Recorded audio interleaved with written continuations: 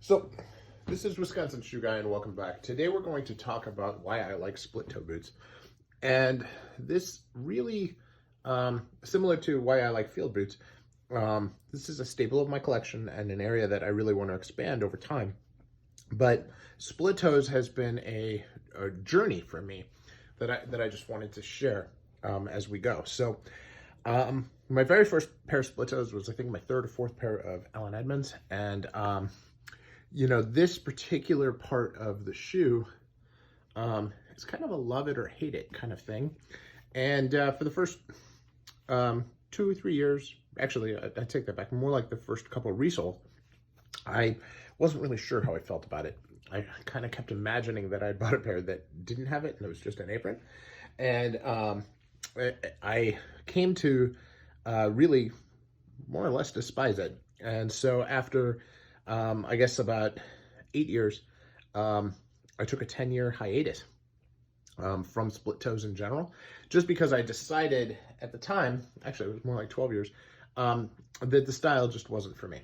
I kept seeing them. They were always on the list. Everywhere I looked, it was there. And then lo and behold, something changed. I don't remember what it was.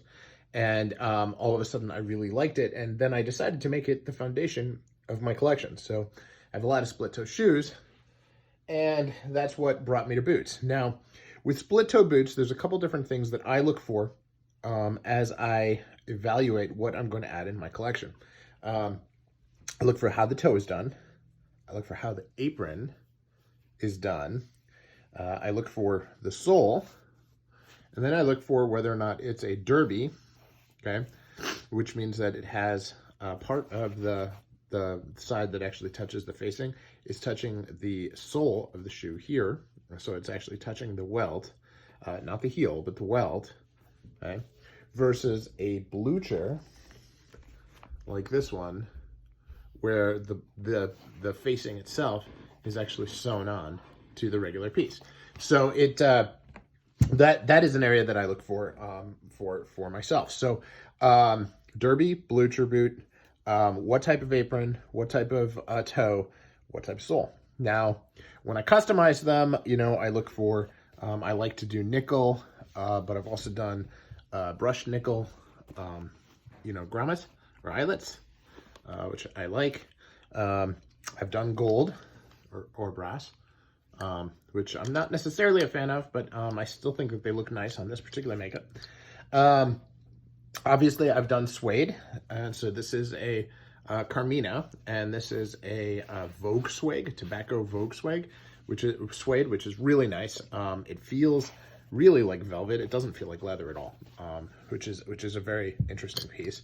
Now, this one on the opposite level is also very, very soft, but this is a beautiful Loden suede from Alden, and you know, just a really, really nice nice addition. Now, Alden hand stitches the aprons and the toes, but they still have this kind of like a piping in between, and it because of the hand stitching, the tension, they actually make it so that there's like a little bit of a texture there, which I like, so don't get me wrong on that. Most of the other brands do not hand stitch. Most of them are machine stitched, and they have just a regular piece of piping in there. And you can see kind of how that's done very simply. But when you look at this is a Mirrorman, and this is a hand stitched. You can see it's a more complicated join of the material. It's actually not the same piece of material. It's a different piece of material, because you can see the edge of the leather right there, right? So if you look at that, you've got, this is all one piece of leather with everything just sewn in. Same here, same there, same here. This one is hand stitched. This one is hand stitched. And this one, this is a Graziano and Gerling, Thorpe, has a much more complicated stitch still in it. And then if you look at the toe, this toe is a beautiful skin stitch. So that is a higher level of work again. So where this one is just reversed, okay? And then the others are all, you know, just like the apron. So things that I look for. Now, in a collection, I have a few rules that I go by, and I try not to veer from them. But I always want the shoes to be different.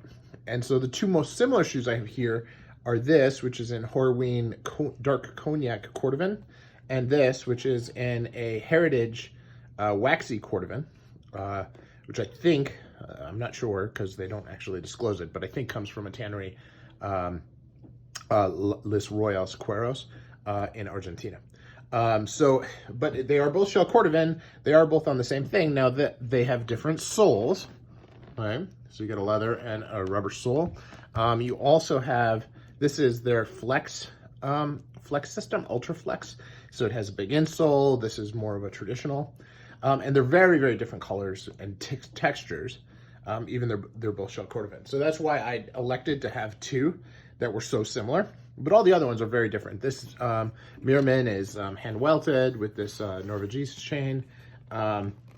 This is in this Hibbett grain, which is very, very cool. This is a hatch grain from Gaziano and Gerling. Just a beautiful high-end shoe. Also with Daynite. This is, with a typical leather sole. These, as before, have the Carmina stud sole. And this, the Alden, I even elected to have a commando sole on there as well. So not a big commando like these, right? But this kind of like what I'm going to call a city commando, which is, I've taken these hiking and they do just fine. But you know what? I've taken shoes like this hiking and they do just fine too. These actually help when you're hiking, so just for what it's worth.